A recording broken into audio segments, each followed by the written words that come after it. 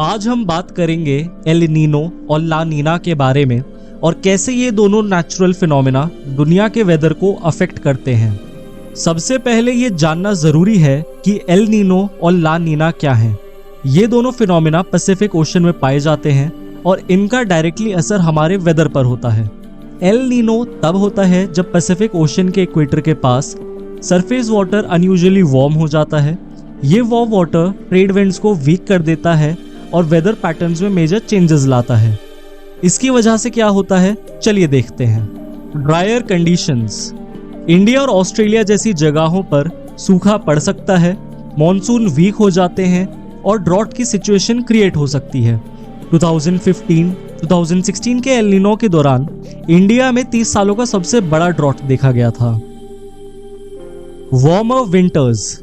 North America में winters थोड़े warm हो जाते हैं, स्नोफॉल भी कम हो सकती है। ये विंटर स्पोर्ट्स और वाटर सप्लाई के लिए प्रॉब्लम क्रिएट कर सकते हैं। Heavy rainfall. साउथ अमेरिका के वेस्ट कोस्ट पर हेवी रेनफॉल और फ्लडिंग हो सकती है। पेरू और इक्वाडोर जैसे देशों में लैंडस्लाइड और मडस्लाइड का रिस्क बढ़ जाता है। Impact on marine life. Warm waters के कारण marine life specially fish population पर भी असर पड़ता है। फिश इंडस्ट्री को भी नुकसान होता है और लोकल इकोनॉमीज भी अफेक्ट होती हैं। Global impact. क्या आप जानते हैं कि El Nino global average temperature को भी इंक्रीज कर सकता है। 2015 जो एल नीनो ईयर था दुनिया का सबसे गर्म साल था। बात करते हैं ला नीना की।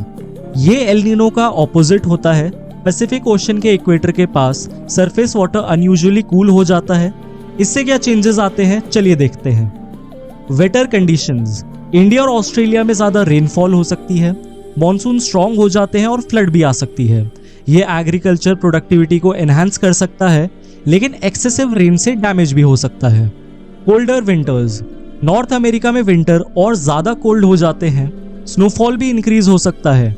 ये हीटिंग डिमांड और एनर्जी कंजम्पशन को भी बढ़ा देता है। Dryer south America. South America के वेस्ट कोस्ट पर ड्रायर कंडीशन हो सकती है। इसका इफेक्ट एग्रीकल्चर और वाटर रिसोर्सेज पर होता है। Hurricane activities. अटलांटिक ओशन में हरिकेन्स की फ्रीक्वेंसी और इंटेंसिटी बढ़ जाती है। 2020 का हरिकेन सीजन जो ला नीना के दौरान आया था सबसे एक्टिव और रिकॉर्ड ब्रेकिंग था।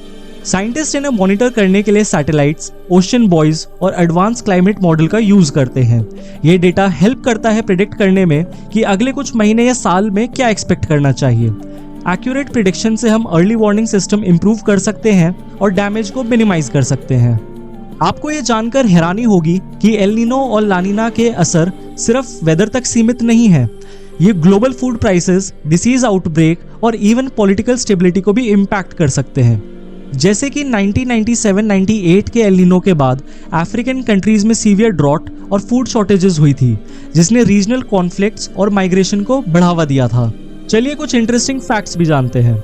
L Nino and ancient civilization. Scientist को एविडेंस मिला है कि El Nino phenomena thousand of year से एग्जिस्ट करता आ रहा है। Even ancient Peruvian civilization El Nino के इफेक्ट्स को रिकॉर्ड कर चुकी है। Economic impact. एल नीनो और ला नीना के इकोनॉमिक इम्पैक्ट भी बहुत बड़े होते हैं। 97-98 का El Nino estimated 35 to 45 billion का डैमेज कॉज कर चुका है ग्लोबली। फ्रीक्वेंसी।